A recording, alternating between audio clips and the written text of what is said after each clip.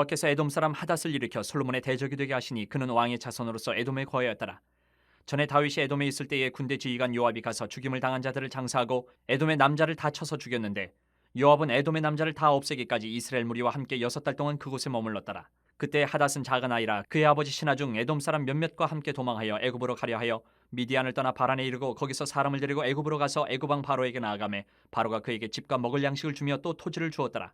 하닷이 바로의 눈앞에 크게 은총을 얻었으므로 바로가 자기의 처제 곧 왕비 다브네스의 아우를 그의 아내로 삼음해 다브네스의 아우가 그로 말미암아 아들 그누밧을 낳았더니 다브네스가 그 아이를 바로의 궁중에서 젖을 떼게 하매 그누밧이 바로의 궁에서 바로의 아들 가운데 있었더라. 하닷이 애굽에 있어서 다윗이 그의 조상들과 함께 잔 것과 군대 지휘관 요압이 죽은 것을 듣고 바로에게 아뢰되 나를 보내어 내 고국으로 가게 하옵소서. 바로가 그에게 이르되 내가 나와 함께 있어 무슨 부족함이 있기에 내 고국으로 가기를 구하느냐. 대답하되 없나이다. 그러나 아무쪼록 나를 보내옵소서 하였더라. 하나님이 또 엘리아다의 아들 르손을 일으켜 솔로몬의 대적자가 되게 하시니 그는 그의 주인 소바왕 하다레셀에게서 도망한 자라. 다윗이 소바 사람을 죽일 때에 르손이 사람들을 자기에게 모으고 그 무리의 괴수가 되어 다메섹으로 가서 살다가 거기서 왕이 되었더라. 솔로몬의 일평생에 하닷이 끼친 환난 외에 르손이 수리아 왕이 되어 이스라엘을 대적하고 미워하였더라. 하나님은 우리에게 선택할 자유의지를 주셨습니다. 우리 인간에게. 우리는 로봇가 아닌 거죠. 나름대로 선택할 결정권이 우리에게 주어져 있어요. 그런데 하나님의 언약을 떠나서 육적인 선택을 하게 되면 그 결과는 어떤 선택을 하든지 그 결과는 하나님이 결정해 놓으셨어요. 그리고 육적인 선택을 했을 경우에 그 대적을 일으켜서 징계하십니다. 오늘 그 하나님의 채찍이 어떤 모습으로 나타나는지 솔로몬에게 그것을 살펴보려고 합니다. 먼저 하나님은 육적인 선택을 한 솔로몬에게 대적을 일으켜서 징계를 하십니다. 14절부터 17절을 보면 하나님의 경고를 무시하고 이방 여인들과 정략 결혼을 하고 또 그 여인들이 가져온 다른 나라의 우상들을 섬기고 결국 하나님을 떠나는 지경에 이른 이 솔로몬은요, 하나님의 진노를 받게 됩니다. 솔로몬에게서 이스라엘 나라를 빼앗아서 그 신하에게 주는 심판을 정하셔요. 그리고 그것으로 끝나느냐? 아니요. 아직 그 심판이 이르기 전에 그 심판은 솔로몬 때 일어나지 않고 솔로몬 아들 때 일어난다고 말씀하셨고 그 심판이 이르기 전에 에돔 사람 하닷을 솔로몬의 대적으로 일으키십니다. 하닷은 솔로몬의 아버지 왕이었던 다윗이 에돔을 정복할 때 요압 장군이 제거하지 못한 인물이에요. 도망을 쳐서 애굽으로 도망해서 살아남았어요. 그리고 바로의 후원을 받은 사람이에요. 그래서 애굽에서 성장을 했어요. 하나님은 솔로몬의 그 잘못된 모습을 징계하시기 위해서 하나님의 주권적으로 대적을 일으켜서 징계의 도구로 사용을 하십니다. 하나님은 언약에 충성한 자에게는 축복을 주시지만 불충성한 자에게는 심판을 내리십니다. 이거는 명확한 거예요. 다윗과 한 언약이에요. 말씀대로 살아가면 부와 복을 부어주실 것이고 나라가 영원하게 해주실 것이고 말씀대로 살지 못하면 멸망당하게 될 것이다. 다윗과 한 언약이에요. 대대손손으로 왕위를 주겠다. 하지만 지키지 않으면 끊어버리겠다. 이게 다윗 언약이란 말이에요. 이 언약에 근거해서 솔로몬에게 지혜도 주시고 부도 주시고 복을 주셨지만 솔로몬이 그 언약을 알고 있음에도 불구하고 언약을 깨뜨렸어요. 그래서 이방 여인들과 정략 결혼을 하고 우상을 섬겼기 때문에 그 언약에 따라 징계를 내리십니다. 그 다윗의 언약이 신명기에 기록이 돼 있어요. 그 규정대로 하닷이라는 사람을 도구로 세우셔서 솔로몬과 이스라엘을 심판하시는 거예요. 하늘에서 부어주시는 신령한 복을 이미 예수님 안에서 누리고 있음에도 불구하고 우리가 저와 여러분들이 솔로몬처럼 세상의 제약과 타협해서 돈, 권력, 여러 가지 성공 이런 우상에 매여서 그 우상을 따르고 있다면 반드시 언약에 따른 징계가 우리에게도 있습니다. 어떤 성도라도 하나님 앞에서 이 하나님이 주신 언약에 불충성하면 성경은 뭐라고 말하죠? 세상의 정욕, 안목의 정욕, 이생의 자랑. 여기에 빠지게 되면 하나님의 언약에 따라서 우리는 징계를 받게 된다. 이거 잊지 말아야 돼요. 대적을 준비시키세요. 오늘 18절부터 22절을 보면 다윗과 요압의 군대를 피해 도망간 하닷을 바로의 눈앞에서 은총을 받게 했다.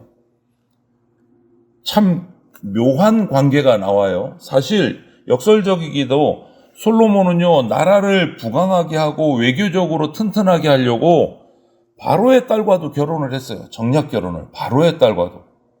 그래서 애국과 서로 싸우지 않는 상호 조약까지 맺으면서 그러려고 바로의 딸하고 결혼을 했단 말이에요. 그를 위해서 궁전도 지어주고 산당도 지어줬어요. 그런데 그 애굽의 바로가 나서서 누구를 지금 키워주고 있습니까? 솔로몬의 대적자인 하닷을 보호해주고 오히려 자기 가문에 결혼까지 시켜서 아이까지 낳게 해주고 바로의 왕비 다부네스의 여동생을 아내로 삼고 그누밧이라는 아들까지 낳게 해줘요. 그리고 그 아들을 바로의 궁에서 성장시켜줍니다. 이 관계가 묘하잖아요. 솔로몬은 바로와 친하게 지내려고 정략 결혼을 했는데 바로는 또 솔로몬의 대적자와도 정략 결혼을 합니다. 이게 막 얽히설키 설키는 거예요.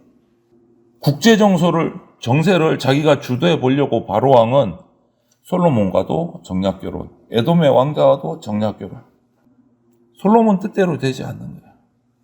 하나님의 나라를 위해서 영적 싸움에서 전신갑주를 입고 악한 세력들을 제거할 때는요, 여러분, 작은 씨앗도 남겨두면 안 된다. 사소한 타협도 세속적인 타협은 결코 용납되지 않는다. 단호해야 된다. 하나님께서는 언약 백성들이 언약에 불충성할 때 심판의 도구를 정말 주도 면밀하게 준비하십니다. 만약에 저와 여러분들이 언약 관계를 떠나서 하나님과 멀어지게 되면 하나님은 우리가 타협하고 있는 그 세속의 관계들을 영적인 애굽 세력들을 역으로 사용하셔서 우리를 치신다라는 거예요. 우리는 그들과 함께하면 성공할 것 같았는데 그들을 하나님이 우리의 징계의 도구로 사용하셔서 오히려 거꾸로 사용하신다. 하닷을 그렇게 사용하신 거예요. 솔로몬처럼 세속적인 방식으로 성공하려 할 때 오히려 그 선택이 우리에게 징계가 된다라는 것을, 올무가 된다는 것을 우리는 잊으면 안 됩니다. 그것으로 끝나느냐? 아닙니다. 23절부터 25절까지 보면 더 심판하세요. 대적을 또 일으키십니다. 오늘 보면 하닷만 일으키신 게 아니고 엘리아다의 아들 르손도 일으키세요. 솔로몬의 대적이 되게 하세요. 르손은 소바왕에게서 도망한 사람이에요. 이스라엘 북동부 아람 지역의 두목으로 수괴로 후에는 수리아의 왕이 된 사람이에요. 다윗 왕이 역시 소바 지역을 정복할 때 요압이 제거하지 못한 잔당 중에 한 사람이었어요. 그런데 그 다메섹 지역은 이스라엘 영토기는 영토였는데 이스라엘에 굴복하지 않고 르손을 충성했어요. 대장으로 세웠어. 솔로몬에게 나오지를 않았어요. 항상 반군인 거예요. 다메섹 지역은. 그래서 결국 이스라엘의 올무가 되고 가시가 됐어요. 다윗 왕의 손을 피해서 살아남은 르손은 수리아의 왕이 되고 하나님은 그 르손을 또 하닷처럼 이용하셔서 솔로몬을 대적하게 하십니다. 모든 상황을 주관하시는 하나님은요, 언약을 배반한 솔로몬을 징계하기 위해서 예전에 다윗 왕이 제거하지 못한 적들을 징계의 도구로 사용하십니다. 하닷도 그렇고 르손도 그렇고. 그런데 처음에 르손이나 하닷은요, 그냥 다윗이나 솔로몬에게 있어서 신경 안 써도 될 정도로 정말 미미한 세력이에요. 뭐 적이라고 생각도 안 되는 사람들이에요. 하닷도 그렇고 르손도 그렇고 전부 다 무서워서 도망가서 꽁꽁 숨어있던 사람들이에요. 다윗에게 안 들키려고, 솔로몬에게 안 들키려고. 정말 미미해요. 신경 쓸 세력도 아니었어요. 그런데 그랬던 그들이 왕이 되고 대적자가 돼서 솔로몬을 괴롭히기 시작해요. 왜 그렇습니까? 원인이 어디 있어요? 하나님과의 언약을 솔로몬이 어기는 데서부터 그들의 세력이 이제 올무가 되고 가시가 되기 시작한 거예요.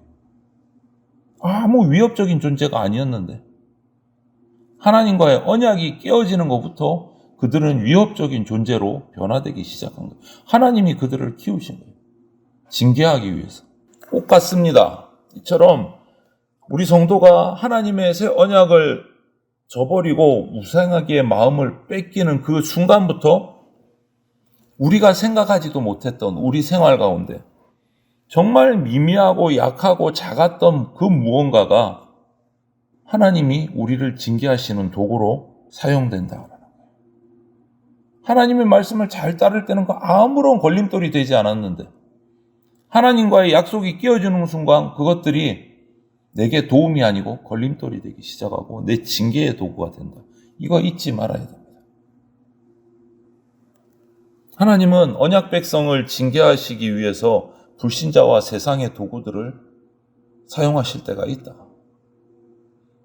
우리는 그들이 나한테 필요하다고 타협을 했는데 그것이 나에게 도움이 되는 게 아니고 징계의 도구로 다가올 때가 있다. 오늘 솔로몬을 통해서 보여주신 이 솔로몬의 실패의 모습들, 하나님이 드시는 매와 채찍의 모습들을 통해서 우리는 냉철하게 교훈을 얻어야 됩니다. 하나님의 기준을 버리고 세상 방식으로 성공하려고 마음을 돌려서 우상으로 우리 마음이 향하게 되면 그때 하나님은 우리가 힘이 된다고 했던 그것들을 우리의 징계의 도구로 사용하신다. 약한 자를 부르셔서 강한 자를 부끄럽게 하신다.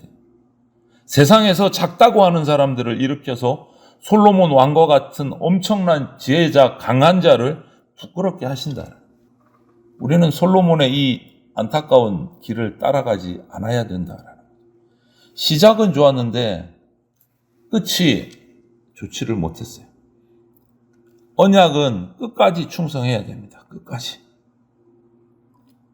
만약 세속적인 세력과 우리가 타협하고 우상을 섬기게 되면 하나님이 반드시 오히려 그것들을 뒤집어서 우리를 징계하시는 데 사용하신다라는 것을 우리가 잊지 마시고 하나님의 약속에 충성하는 그런 하늘의 청지기로 우리가 바른 삶을 살아갈 수 있게 되기를 주님의 이름으로 축원을 드립니다.